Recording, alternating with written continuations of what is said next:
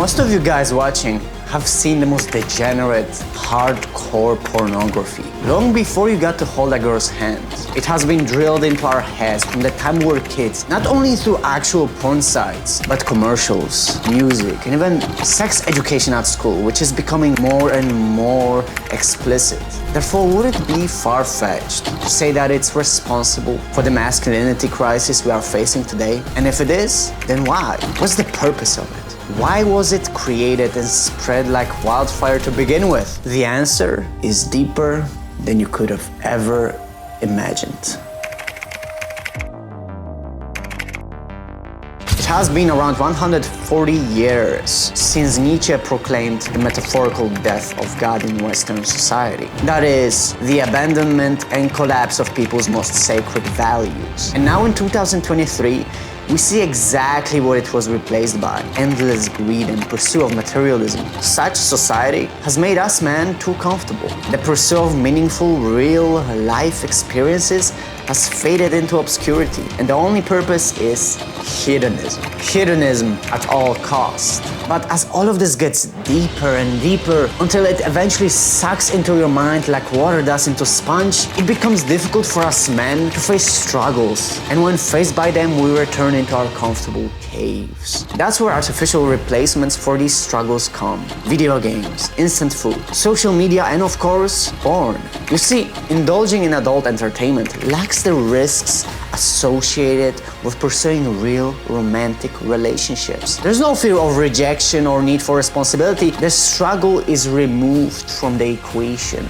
leaving only the resulting pleasure. Moreover, it presents you with the ideal faces, perfect bodies, the ultimate women, while ironically, at its very core, it's entirely devoid of authenticity and perfection, because no matter how advanced technology gets, it can never replace real relationships and the role that they play in people's lives. The dynamics between men and women, the motivation they give you to become more attractive, funnier, richer. It's designed for the exact opposite purpose: to keep you complacent, weak, submissive, never fulfilling your potential, and being numbed to the reality of the world around you. All these Instagram models, Twitch streamers, OnlyFans girls might say your Twitch nickname with a smile on their faces, for a considerable price of course. But in the end, all you're chasing after is a phantom, something that doesn't really exist, isn't really there. And your loneliness in the end is getting deeper and deeper.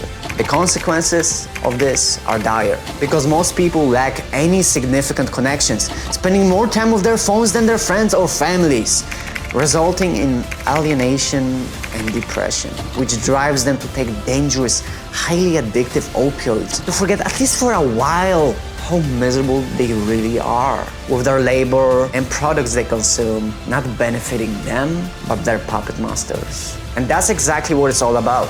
From unproductive education system to soulless entertainment. They are tools to turn us men, once great warriors and hunters, into weak, obedient sources of profit for the rulers of postmodern world. Arthur Schopenhauer talked about this when he said that people in industrial societies are fitted into predetermined roles, forced to perform labor that they got no connection to, and where they are isolated from the fruits of their hard work. Your existence means nothing. It was never meant to, not as far as our system intended to. Just buy more video games. Don't forget to waste your semen down the toilet.